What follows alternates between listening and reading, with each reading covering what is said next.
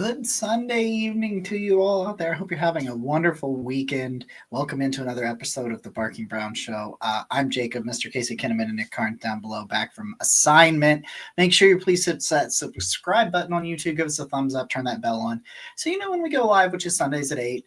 Maybe some other times. Who knows? Sometimes there's some shenanigans going on. We never know. If you want to support the show, you want to get some tickets to watch your Guards and or maybe some Browns tickets because those are on sale. Go over to SeatGeek. Use our promo code Barking Browns, all one word. $20 off your first purchase. Gentlemen, how are we? Doing fantastic, man. I'm so pumped that Nick is back. You know, obviously we need his vibes, but he's in the control room now. So everybody in the chat ain't gonna worry about me messing up comments, leaving things run, not signing out at the end. Like all these things are now in the hands of someone much more capable than myself. He was not reading comments. He was just putting every single one of them up. He was just putting them up there. He'd be like, I didn't even see what it said. I was just clicking on them. Well, I'll tell you what, I miss the hell out of you guys. I miss the hell out of everybody that comes here and follows along with our crazy little show. And it's been a long time. I blinked and it's been a month. I don't know how that happened. I never want to go that long without being here again. There's been so much happening and I have nobody to talk to about it. Right. So I'm just glad to be back with you fine looking gentlemen over here. And that's it. Well, gentlemen, we got some practice to talk about. We have to talk about some practice. Also, I think that I'm stealing something from All Eyes on Cleveland here at the end of this show. I want to ask Nick this question that you guys asked. You and Brad discussed on your show on Thursday, and I was just listening to the rest of that today, and I want to steal that. So. Interesting segment coming at the end of the show here. But yeah, we got some practice to talk about. It's been talked about ad nauseum. It's really all we've got right now. No real roster moves or anything like that. We can dive into some of that stuff and kind of talk about some of the position battles we've got in upcoming weeks. But this past week, Browns voluntary organized team activities took place. Week 1. Tuesday, Wednesday, Thursday. Media was only allowed there on Wednesday. First thing I'm going to bring up. Are we really fucking tracking quarterback stats at OTAs? We're doing that? Is that a thing that we're doing? Are you I haven't been on any podcast since this happened, and I don't even think I've tweeted about it. I just have held it all in for today. And I did not know that I was going to start the show out with that. In that format. I'm just going with it as it comes to me. But I was irrationally mad about it. Yeah. I know in the grand scheme of things, who really gives a shit that happened? But I'll let you guys, and then so that I can cool off a little bit, and I'll say a little bit more on it, but I'll pass it to you guys. What do you think? Look, man, it's good that some of these players are seeing some success, but it's not apples to apples. They're all seeing different defenses. They're on 2 separate fields. So, here's what I'll say about it. Cool that they're doing well. You can't assign any meaning to it, though. You can't be like, well, this happened, so obviously this is the pecking order. We don't know what the plays were, what the reads were. But it is what it is, man. We knew what this was going to be. This is, when you don't have a starting quarterback and you have 4 quarterbacks and they're splitting them up to get as many reps as possible, which I think is the best approach. But people are assigning way too much weight to what's happening now. And I'll just summarize it by this. The preseason barely means anything. Correct. So we're going to assign meaning to this. What happened in May? To me, that's wild.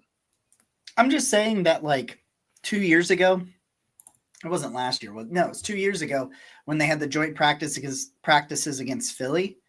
Was it 2 years ago or last year? Whichever one it was. Last year was Minnesota. Okay. 2 years ago, we all clowned that Philadelphia Eagle reporter who was tracking stats for training camp. Mm-hmm. Just remember that. We all did it. We were all like, what are you doing, dude? Yeah. And now we're doing it at OTAs. which is way worse. Because if you want to track stats in joint practices, those matter. Like those do actually have some weight because you are going up against, like, those are live reps. Those are even more important than the preseason games. I'll tell you what, there's two sides of this coin. Okay, go ahead. On the one side of the coin, I fully admit, like, this comes off to me as the quest for content, man. Like they just want to fill as, it's like the NFL just grows a little more every year to just fill the off season and overtake everything and be the biggest story. And so it's like, sure, fine, because they probably did see how that Philadelphia Eagles reporter got a whole bunch of views for putting out Jalen Hurts passing stats, and that is the currency that a lot of people go by. And so I'm fully admitting that I think that this is right, because that's what you're saying. You're playing with different guys. There's a lot of plays that you're running, things that you're doing that are designed in specific ways. Like maybe the outcome isn't even to score specifically. It's just to see to run. It's practice, and it's like the lowest form. It's like the implementation of offense type of practice. Form. I like the way you said it. It's the lowest form of practice. Because you're right. Because like you can't do anything with like a run game and stuff, like, because you're not in pads, you're not blocking, like that stuff means absolutely nothing on that side. Although I got something to say about something on the offensive line that I really enjoyed, but I don't know if it was you, Casey, or if it was Brad. And I sent Brad a message over the weekend. I thought you guys had a phenomenal episode because you had some phenomenal rants about this. Like, and I don't remember which one of you, I think it was you. You said something along the lines of like, one of the best plays to the coaches could have been one of the incompletions. And we don't know that because say Dylan Gabriel or Shadur or any of them threw an incompletion, but it was with a muddy pocket, with a really confusing defensive look where they changed pre to post snap, and that quarterback made the right read and put the ball where he needed it to, and the wide receiver dropped it. In the stats, it's going to say that was an incomplete pass in these stats, but what really matters was he made the right play from a quarterback standpoint. His teammate was the one that dropped the ball, so to speak. Or, where was Dylan Gabriel going with that tip pass? People want to say that tip pass from Mason Graham that turns into a pick was on Dylan Gabriel. I don't care who was throwing that ball. That was a hell of a play by Mason Graham. But it could have been a good play for Dylan Gabriel because they could have been like, it looks like he was looking at this guy and that's where he needed to go. We just don't know that shit. So taking it, and I think I'm stealing from you again, Casey. I just listened to most of your podcast today, okay? So I'm sorry. Taking it as though it's stats from a regular season game is moronic. Yeah. Just assigning meaning to it. Yes. That's cool, man. It's like, yeah, they're getting out there, they're making completions. Pretty much they've all had good days from everything we've heard. But we don't know what the pecking order is. We don't know how they're being evaluated behind closed doors. And I'll just say this. There are 90 people on that field. There's a lot of non-NFL talent on that field. So to give someone credit for going, they're not all going against first team when they're doing these things. So just grain of salt. That's all I'd say. I just want to speak to the other side of the coin because I think, a lot of times when you're not at camp and you're not at practice, like they'll put out clips of these throws that look real good. And I think Deshaun Watson last year was a really good example because if you were just looking at the clips from camp, you were seeing a lot different picture than people who were watching the entire thing were saying, right? Yeah. And so just the other side of the coin for me is that in addition to the highlights that we're getting, we get a little bit more context to how things are going. And I understand, again, the stats are bargain basement relevance, but I do feel like they at least add a little bit more to the picture overall, so that's why I was saying there's two sides to it. Like I'm fully admitting it's a grain of salt type of thing, but it also is it's encouraging when you see those types of throws from for me, at least from Shedeur specifically. And then those stats come out and you've seen that he threw 3 touchdowns and I know I'm not exactly going to the moon, but I can't help. The fan in me gets a little excited. I can't help it. I have no problem with getting excited about good plays. Yeah. I'm just talking about the depth of which people are going to, so to speak, in terms of I saw people trying to take victory laps on players from an unpadded OTA stat sheet as a result. And that, yeah, I'm glad. Sometimes I don't remember the Sunday show. Just so that we're there.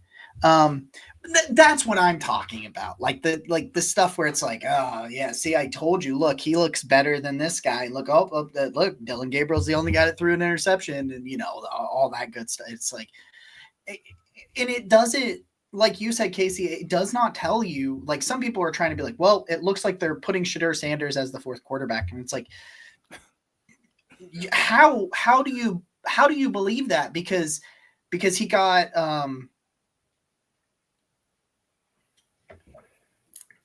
I don't know who we're talking about in that comment, Amber. I just, to answer your question, to address your comment, I don't know which specific person you're talking about.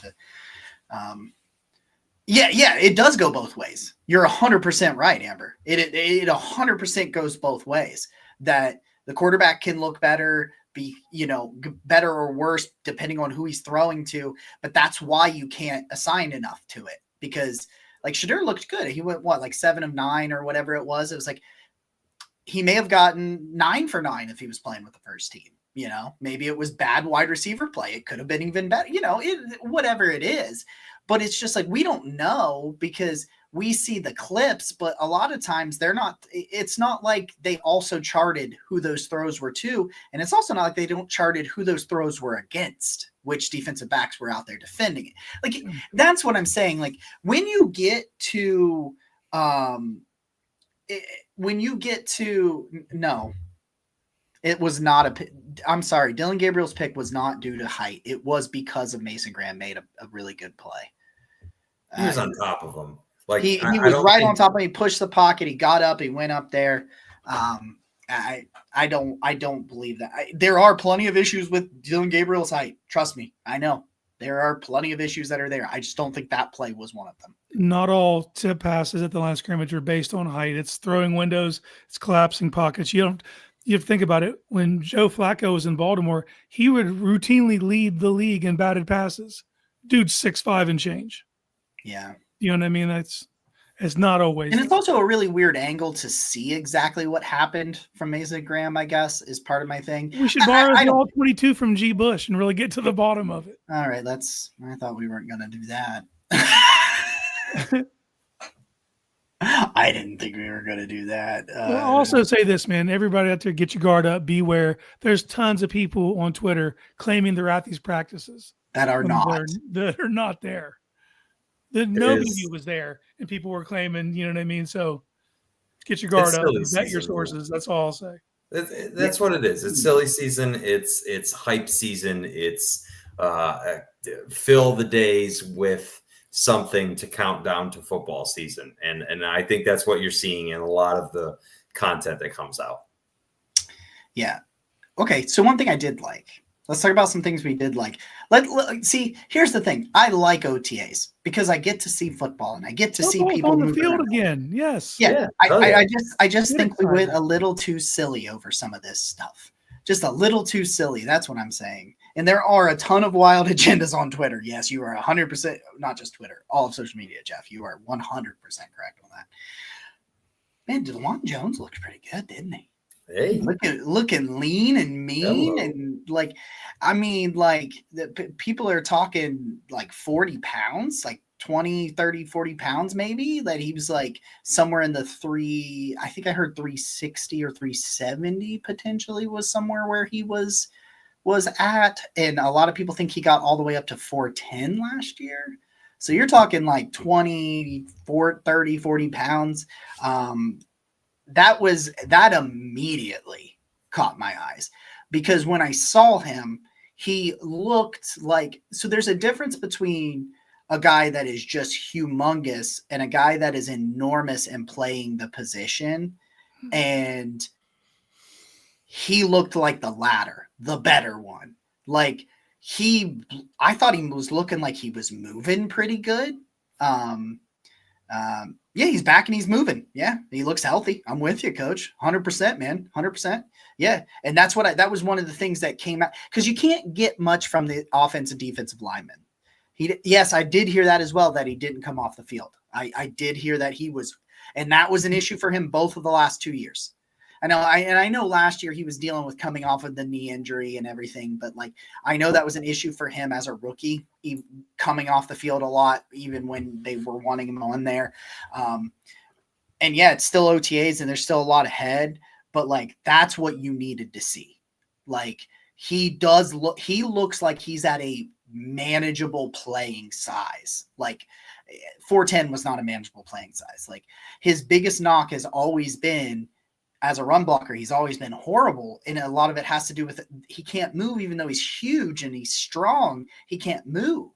And I thought he looked pretty good from that standpoint. So it was like, if there was one thing that was encouraging for me right away when I started seeing those videos, it was DeJuan Jones. I'm pumped that he was able to do it, but at the same time, like, this is what had to happen.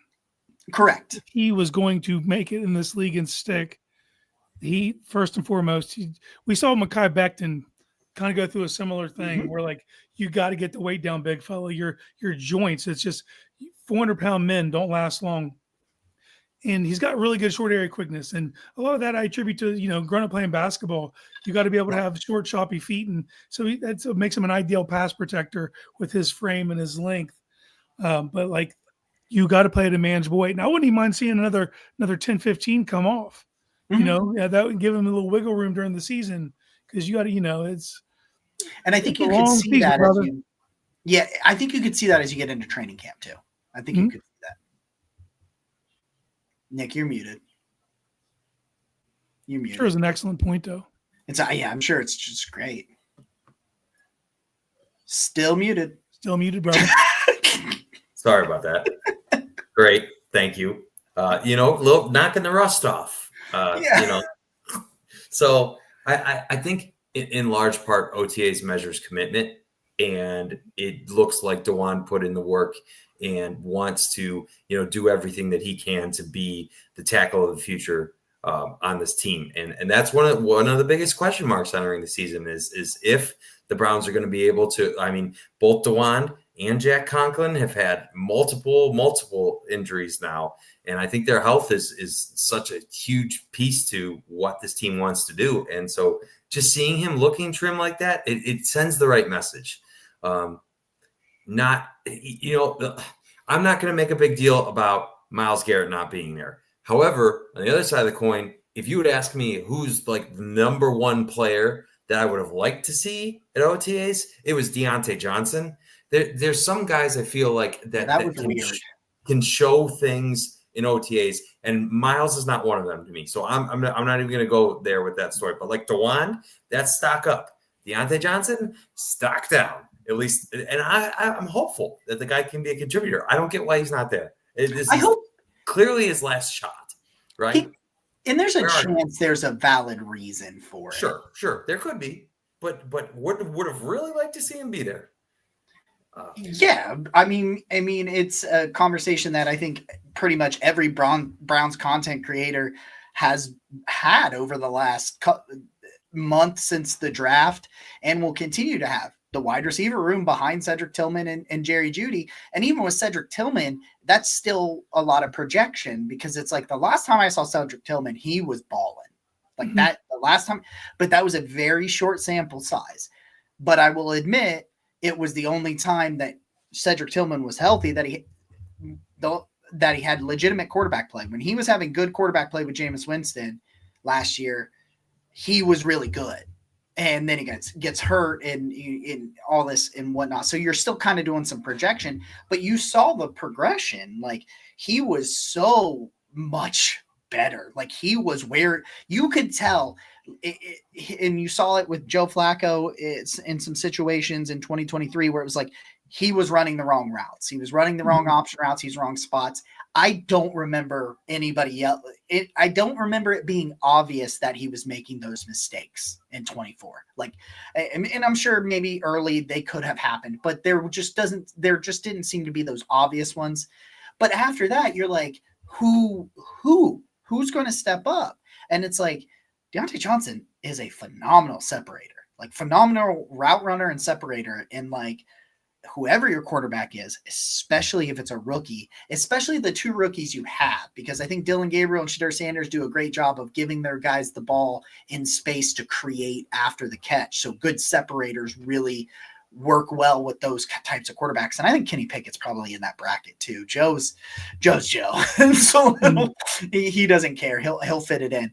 And so I really was a bit disappointed by that, because I agree that it's probably his last chance. And if he could have gone out there and looked at least physically, because the issues are mental off the field, but if he could have physically shown why he was signed, I would feel a little bit better. Obviously there's a lot there's more OTAs this week, but like that was the one I was disappointed. I don't give a shit. Myles Garrett doesn't need to be OTAs. I personally don't give a shit about that. You can never have enough guys that create separation on their own, and that is what Deontay Johnson is. At least that's what he did in Pittsburgh. He did a little bit with Carolina. They moved on him. He was playing well and they moved off of him. Then he bounced around. We saw him in Baltimore, Houston, but to land here and play for the vet minimum, he has the most to gain during these OTAs. Just his ability to, and just not for nothing, man, getting on the same page.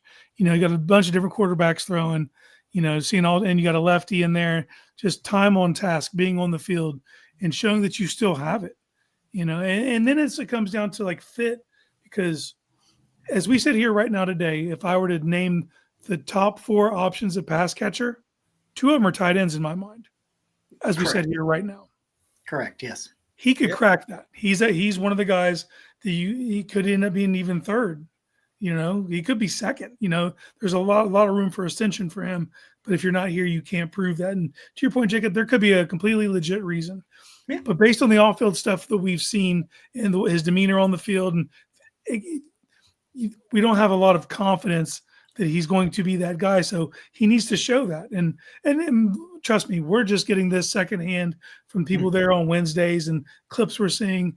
Coaches are in the building. They're seeing him in meeting rooms. They have a much better grasp of how serious he is about making his presence felt. So it'll be interesting to see if he shows up this week and what kind of difference he could truly make. I want to, Nick, before I pass it to you, just real quick, I wanted to answer Mitch's question. Last year they announced camp dates and tickets at the end of June. Okay. So, and let me just say, last year was total horse shit, because I was ready at the moment that those tickets became available. It's the first year I have been completely unable to get any. They were gone. It crashed last year, didn't it? Didn't the system crash? I believe it crashed. Yeah. And I can't imagine it's going to be any less. I can only imagine with Shadur and this whole quarterback carousel, it's going to be bananas, right? There's probably going to, I bet you there's going to be some Buffalo fans that are there that they come in their Shadur jerseys and they come from Colorado or wherever and that type of thing. I think he's got that type of pull. I drive 4 hours to go to camp, but I couldn't imagine coming even further than that. I'm telling you, man, this is a different. It's the hype I haven't seen since Baker. Like really, it's hype I have not. I want to ask you guys both a question. I'm sorry, Nick. Did you have something you wanted to say on Deontay Johnson? No, Deontay's fine. I'm good. Okay. And just because you started to say something, I interrupted you. I just want to make sure I gave you the opportunity to get uninterrupted. I'm trying to be better. That's what my therapist says. Be better. 1% every day. But I'm not doing very good. Wednesday is the first 25 minutes of this show. Anyway, I want to ask you a question. The hype right now, tell me which was greater. The hype for Baker Mayfield, I'm talking rookie season, before the preseason, never taken a snap. We can even forget about OTAs. What do you think is bigger? Because I think this is a truly I'm fascinated to hear what you say. The hype for Baker or the hype for Shedeur, which is crazy because one was the number 1 overall pick and one was a 5th round pick that people believe should have been a 1st round pick. But I think Shedeur was easily the most polarizing figure in the draft class. Easy. I wrote about that for the OBR today. So I just kind of thought about that. So I'll let you guys answer that question. I'll let Nick tackle this one first. I'm trying not to have You're more plugged into the social side of things than me and Casey, so you have a very unique perspective on this. I'm trying not to have recency bias. That being said, the guys is he the only 5th round pick in NFL history to be the best selling rookie jersey? I bet he is. Right? Every single thing that involves him just goes to the moon. Every single thing. And the fan base that and on top of that, it's like, Baker Mayfield was huge in his own right, but it's like, I just feel like the Sanders name just carries so much more weight than Mayfield did. It's trying not to have recency bias, but it's really like nothing. The only thing I can compare it to is Mayfield. Because Jacob and I were talking earlier today, and I think the most interesting piece of this whole process is, so Shedeur falls to the 5th round. And normally when a prospect falls like that, people take in that information and say, okay, we were incorrect here. There's something we were missing, something we don't know. This is the NFL, and all these teams that are supposed to be, way more plugged in than anybody on the outside passed on this guy, 143 times. But the most fascinating part of this entire story so far is that even though he fell to that point, everybody else, like Mike Tannenbaum was just on First Take talking about how he needs to be the starter from day one. Like, people have not changed their opinion. They're still treating Shedeur like he was a 1st round pick and like he has the gravity of a 1st round pick. It's like his fall didn't even happen. Yeah, honestly, the way a lot of people talk about it. So I guess if you're going to ask me which one is bigger, I have to say Shedeur. I have to. I don't know how I don't. Okay, so I look at this 2 different ways. And it's one of them is the fans he brings with him from his past school. Pretty similar. Yeah. There was a flooding of Oklahoma fans when Baker came. Baker won a lot of people over at Oklahoma. Yep. But it didn't feel as big nationally. It didn't feel big. And I think, Nick, you pointed out that Sanders' name just carries a lot of cachet and gets a lot more he's more polarizing than Baker. I think it's actually closer to Johnny. And because there's a double-edged sword. There were people that he's going to change the league. He's going to wreck this league. Like, you remember how that went down, man. And but I don't remember as many A&M fans. No. You know what I mean? But nationally, it felt like similar. Nationally, but not the fan base. Shedeur's got it on both sides. He's bringing a whole fan base with him, and he's going to he's a lightning rod nationally. So I think you're correct. I think it is Shedeur. Yeah. I'm very interested. I'm very interested. Here's the thing that's really crazy. There's aspects of this quarterback battle that I'm already exhausted, and it hasn't even really started. You've started, buddy. Like, some of these things have exhausted me just because, and you know why? Because right now we don't really have anything new. All we have is where he was drafted, where Dylan Gabriel was drafted, what they traded for Kenny Pickett, what they paid Joe Flacco. We don't have any like tangible things that have changed, but time has passed. So innately we want there to have been something that has changed because time has passed. So that's the question. Right. That is, and that's my point too. That's why I think I agree with Shedeur is like that there's more hype there because people are like, what?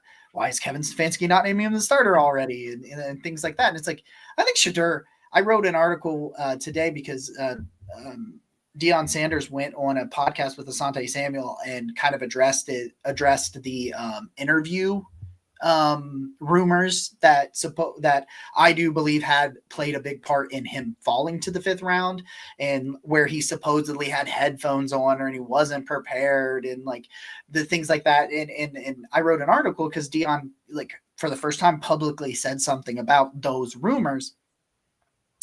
I do think that he has a very clear path to being a day one starter. I don't know if he'll do it, but like, I think Shedeur is doing everything right. I do think he has put his head down. He's working his ass off. I think it sounds like his teammates really have enjoyed being around him. I don't feel it like from him that there's any off field or ego issues at this point. Very, very early in the process, but I think he's doing what you're supposed to do. He's like, hey, whatever, I'm going to go out and I'm going to prove everybody wrong about me, which is awesome for Browns fans, because if he does, it's over. We finally got through the drought. God, I hope that. But like, he's doing everything right since he's been drafted. I give him full credit. I said that a couple of weeks ago. Yeah. Full credit for that. So I'm very excited about that. But I was just kind of wondering. I got thinking about that today, because Baker was an interesting situation, and Shedeur is too, because I think some Browns fans are split. There's a lot of Browns fans that did not want Baker Mayfield. And I think there was Browns fans that don't like Shedeur, even though he was taken in the 5th round. I'm like, you're taking a talent like that in the 5th round, you should be ecstatic. Rather it works out or not, we'll find out, but you should be ecstatic that level of a passer was there at 144, but whatever. So I really, if his fall is what really would have happened if the Browns didn't select him, what would have happened to Johnny? Yeah, maybe. Yeah. That's kind of, and that was something I kind of heard about Shedeur Sanders, was if he gets past the Saints at 9-40, he might fall. Now, I never imagined it would be to 144, which was asinine.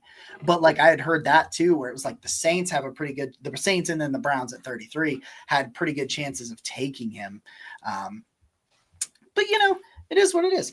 Shedeur's also one of the only comparable father or family member I can think of that carries the weight that Deion does, is maybe when Arch Manning does or does not come out, whenever he comes out, that the Mannings, Shedeur's a unique case, because you're not just drafting one NFL personality, you're getting two NFL personalities when you select him. And that's because anything, I mean, not only is we obviously know what Deion was in the NFL, but he's the head coach of Colorado. It's like anything he says can blow up in an instant. And it's most of the time, I feel like you draft a guy like Cam Ward, right? Number 1 overall pick. I don't even know who his parents are. Caleb Williams, number 1 overall pick. I have no idea who, although I think his dad did post some videos. Yeah, there's some things that just came out about Caleb Williams that were a little messy a couple of weeks ago. But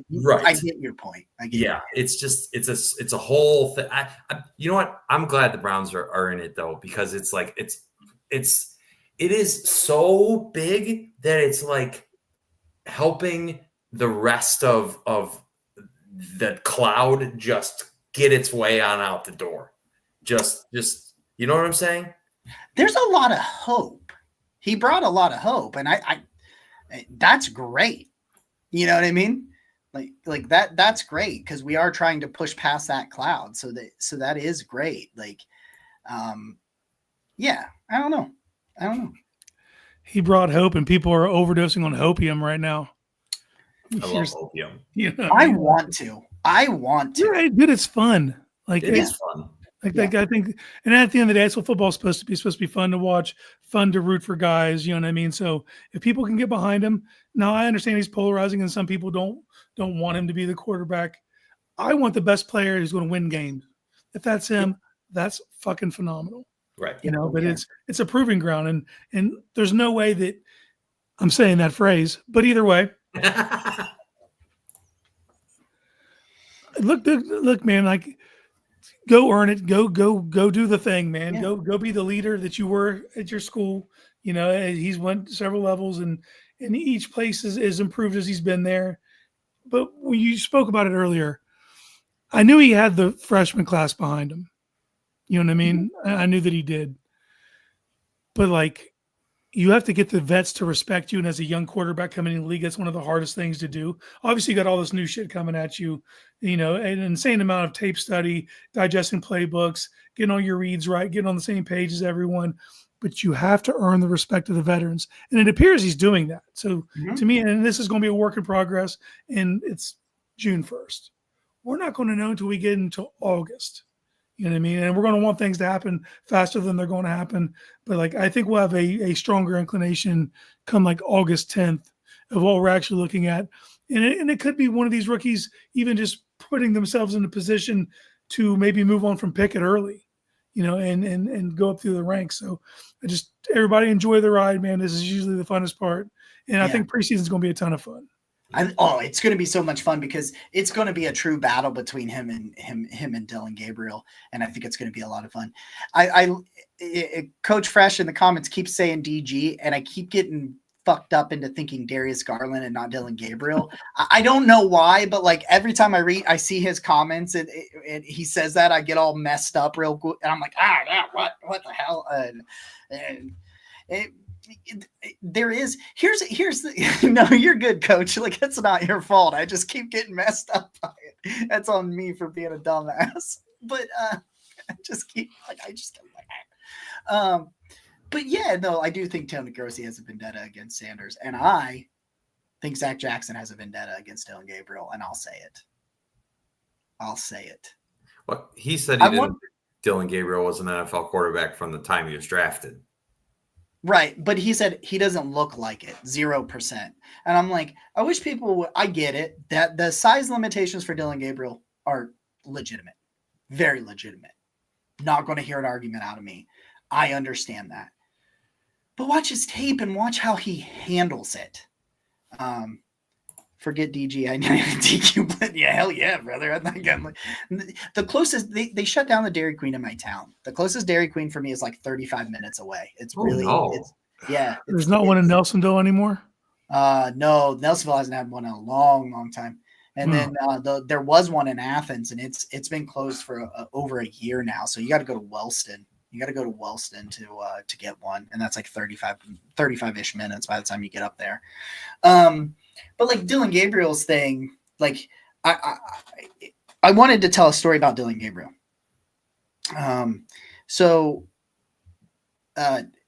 If you haven't, you would have to be a subscriber. But if you haven't, Jake Burns at Browns Film Breakdown did have, what is the guy's name? I know his name.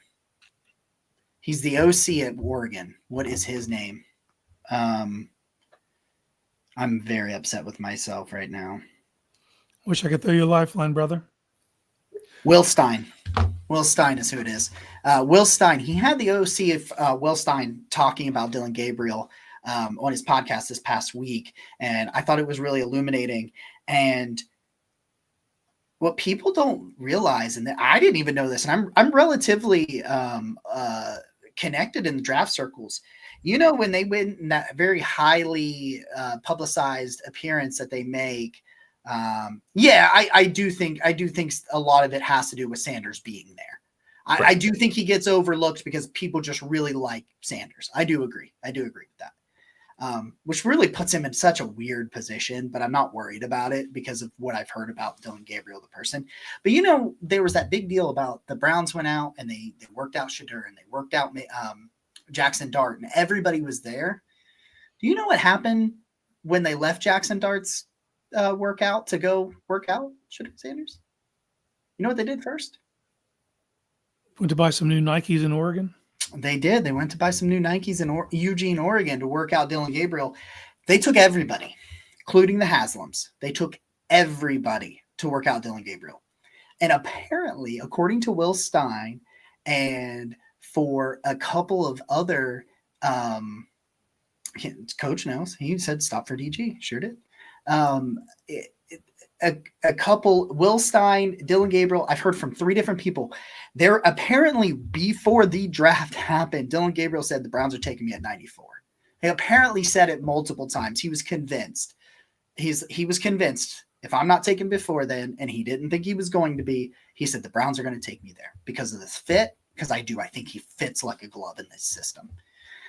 I don't think Dylan Gabriel could work everywhere because of his size restrictions. I think he can work here because I think the scheme can mitigate some of those issues. But apparently the dude predicted it, like straight up predicted it. But one thing I really, really loved about Will Stein, and this makes me that what Will Stein said about DG, and this is what really makes me super excited about Dylan Gabriel and Shedeur Sanders. People are like, he said, Dylan will win over that locker room. They will love him. He's that kind of guy. He, what did he say? His NIL money, he bought them all cars or something like. Yeah, he bought a minivan so he could drive guys to practice. Yeah, and then he was using his NIL money for everybody else. You know what I mean? Like to me, it sounds like Dylan Gabriel, the person, is awesome. Mm-hmm. And the TikTok Dylan posted, I must have missed it if there was. I do have a question that you might be able to answer. Okay. Was this the same OC that had Nix the previous year? Yes. Yes, I believe so. Let me check. He's been the OC there. Yeah, 2023. Yeah. Yeah. He was the OC last year, this year. I have subscribed to at least 7 new Cleveland podcasts for all these Shedeur haters. At least we trying to follow. I don't understand this narrative because I feel like we've been very pro Shedeur the whole time. I get there's definitely I agree with you about Tony Grossi having like an agenda. Yeah, he doesn't like him at right. all. And there's definitely some people that, just don't want Shedeur. I get that, but I feel like that is a very much a minority. We all here just said that we feel hope. We feel hope with Shedeur coming here. So it is absolutely okay. I got you. A generality statement is what he was making. Yeah, okay. Absolutely. Because we just want the Browns to win, man. They just want the Browns to win, and I hope it would be the greatest story is if Shedeur falls to the 5th round, comes Cleveland's franchise quarterback, and all of that, and him proving himself right, as he said, happens, right? Because then it's one of the biggest stories of in draft history of a franchise quarterback falling to the 5th for some strange reason. So I'm hoping. I am hopeful. But sorry, I didn't mean to derail Dylan Gabriel. No. But the biggest point that I want to make is we just went from a quarterback that everybody hated. Yep. And now on the roster, and I don't know about Kenny Pickett. On the roster, Joe Flacco, Dylan Gabriel, and Shedeur Sanders. I have heard so many people rave about teammates liking to be around them.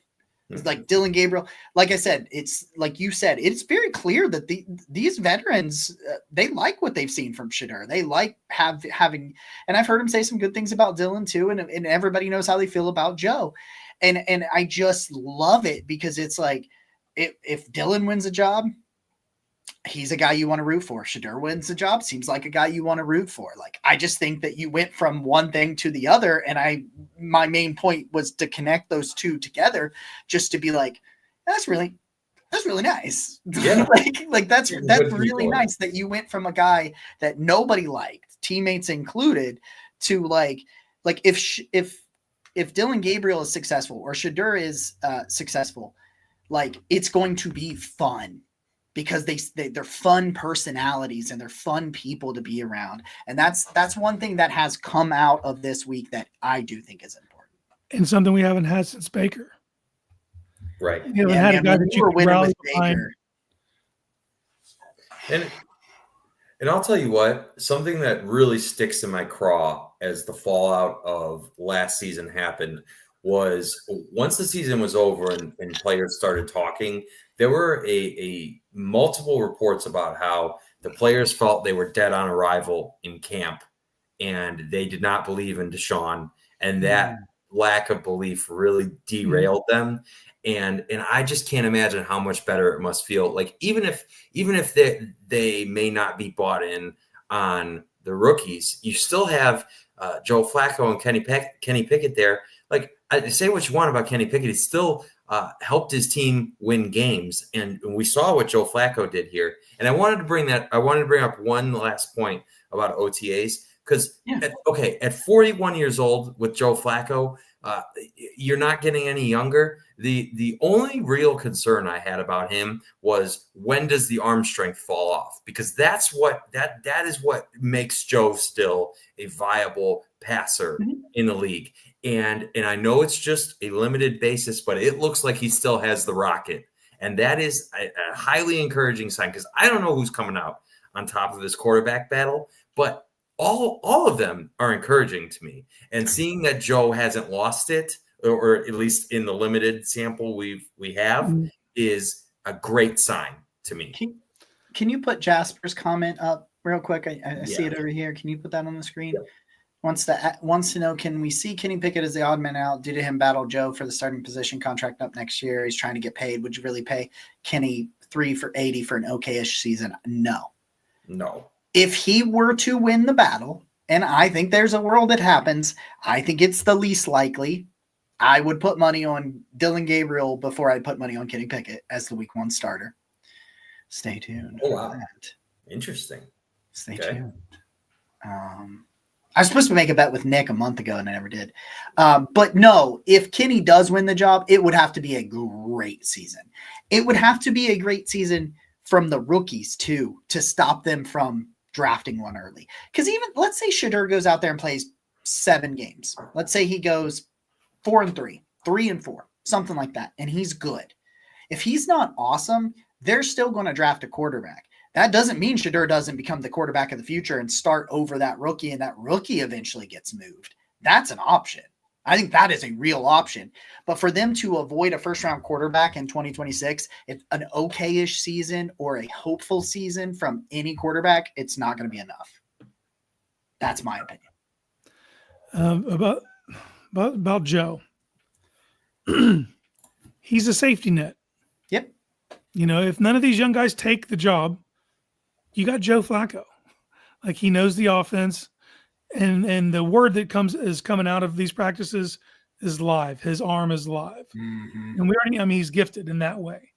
But it is a concern. He's 41 years old, you know, and it could be, I mean, it could be the arm falling off. It could just be an injury, you know, like, so these guys need to show that they're of the caliber. And I do believe Pickett could get moved down the line. They're not going to move him early. You need camp arms. And they're trying to split these reps up. You're not going to try to kill Joe, you know, so it makes sense to keep him around. But could I see New Orleans, you know, when it comes down to it, wind up with Pickett? I can. He just, you know, they have a new head coach. Pickett has spent a year with him in Philly, you know, and you're teaching a bunch of young guys the offense. You already have a guy who knows that offense. It would be seamless. But you don't move off of it right now. But could that be something that happens between the second and third week of preseason? For sure. I have been told multiple times the Saints are not moving Olave. Would I do something like that? Yes, but I've heard they're not moving him. Just a degenerate note. The Cardinals are 4.5-point favorites against the Saints to open the year. And I have no idea who's going to start for them. Is it Tyler Shuck? No idea. That's a mess. Like, are you gonna just let Chris Olave, because, well, I guess he's 24. He turns 25 this year, so like there's still time there. But it just looks like full rebuild in New Orleans, man. Especially with Derek Carr retiring. They can't, the way their contracts are structured, man. Loomis has put them in a weird spot. They got to literally tear it all down when they decide that it's over. I mean, it's going to have to be tore down worse than what Sashi did. Yes, wow. Which is wild to even think about. Yeah, they've been limping along for a while now. Since Drew retired, they've been limping along. Right. Yeah, and then they'll catch a little bit of heat, like they'll get a little hot and win some games here and there, and they're never picking in the top 2 or 3. It's just like they never seem to be in the spot they need to be to reset the quarterback position, because that's where it starts, right? when you do that reset is you get Mm-hmm. a top 5 quarterback, a top 5 pick that you use at quarterback or something of that nature. Like that's where you start with that build down. Somebody's pissed off. Well, any final thoughts on OTAs? No, I don't Mason think. Graham looks like a stud. Oh, yeah. He looks like a stud. And you can't get, we're not seeing the physicality of a defensive lineman, but we're seeing the movement skills, how fluid of a mover he is. And just, and he was someone that I thought the league would kind of cool on him just because he's not the underwear Olympics guy. He's not an Adonis. He's not, 0% body fat. He's a baller though. You put those pads on, you watch him run those drills, man. He's going to be bringing hell from the interior, man. It gives me I get so pumped up on defense anyway, but just what that defensive line could be. And I know right now it's just Miles and a bunch of young guys, really. Shelby, rotational, but Alex Wright and McGuire on the other side. We don't know what's going to happen with Obo. And I'll say this: tomorrow's a big day, June 2nd. Everyone gets their June 1st money, and you might see some more deals happen. We might see some things heat up. I won't be shocked if they move off of Obo because they did get Joe Tryon, Shainka this offseason to kind of fill that role. But yeah, so far I'm worried about the lack of depth at wide receiver. That is a general concern for me. I need to see what these safeties do. The rest of the defense is solid in my opinion. All the eyes are going to be on offense from here to August. I think that's fair. And I'm you know what? super excited about this defensive line. I keep forgetting Malik Collins exists. Yeah. And I get really excited every time I remember Malik Collins exists, man. That's going to be fun. I just think about if Mason Graham and Michael Hall, if they reach their ceilings. That's a dynamic duo. I mean, it's a pretty big if. I know that. I understand that. One of them has played Michael Hall played like 100 snaps. I don't even know that he got to 100 snaps.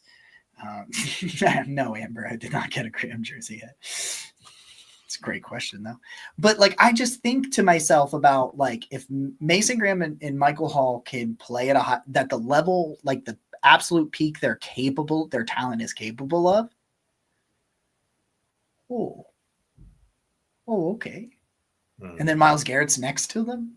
Yeah. Oh, yeah. Maybe some Alex Wright action. What? Healthy Alex Wright. Whoa. Hello. Hi. Sleeping on McGuire. Sleeping on. I'm not. I was about to say his name. I'm saying, dude, that's how deep this line is. Mm-hmm. They're not superstar names outside of Garrett right now as we sit today. So I don't expect them to get that kind of love nationally. They're just going to focus on, they got Miles. They need to go get another star opposite. I think they got what they need in-house. Now, an injury could change all that. But as we sit here right now today, man, it's going to be a lot of fun watching them get after quarterbacks. It's a 90. That's an Alex Wright 94 rookie jersey. Jacob has what we call the curse. If he buys the jersey, the player will change their number. It's what it is written. It is within a year too. I'm saying, dude. Yep. Alex Wright's 94 comes. Dalvin Tomlinson comes, buys it off of him. MJ Emerson's on the other side of this wall over there, the 23, and then now he's changed to the 1. 23 was so good on him too. I know. I don't get the move there, and I would really like to see Judkins end up with 1. Yeah. For me, 10 is an odd number. He's got to change it from 10, bro. He cannot. I can't do it. I like Sampson at 22.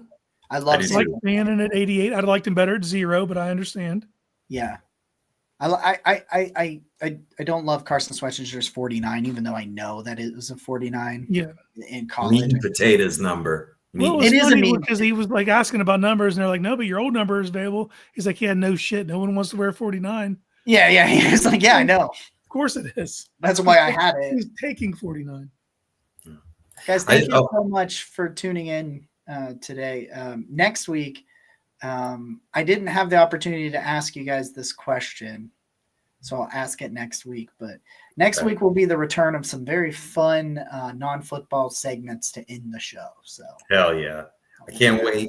It was great being back with you guys. It was great being back with the whole audience. we're building. We're getting there. It's June 1st. We have football. There is a Hall of Fame game next month. That's banana land to me. I can't wait. So with that being said, this has been an OTA review of the Barking Brown Show, a reunited fearsome trio over here. I'm Nick. He's Casey. Whoa, that's Jacob. Go Browns. Nope. You got those ones back.